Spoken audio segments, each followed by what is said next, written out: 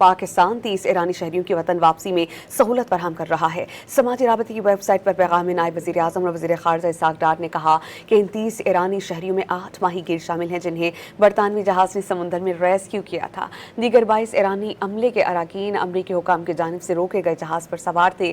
اسحاق ڈار نے کہا کہ پاکستان کا ایران، امریکہ اور برطانیہ کے ساتھ قریبی رابطہ برقرار ہے تاکہ ایرانی بھائیوں کو محفوظ منتقلی اور جلد واپسی کو یقینی بنایا جائے۔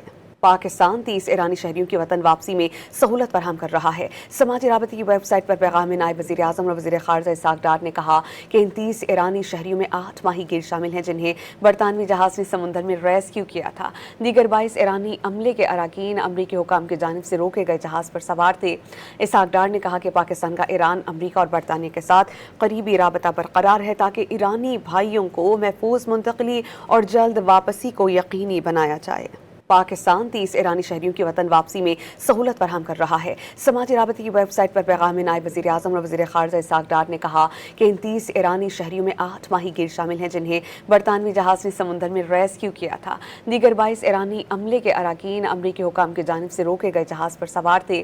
اسحاق ڈار نے کہا کہ پاکستان کا ایران، امریکہ اور برطانیہ کے ساتھ قریبی رابطہ برقرار ہے تاکہ ایرانی بھائیوں کو محفوظ منتقلی اور جلد واپسی کو یقینی بنایا جائے۔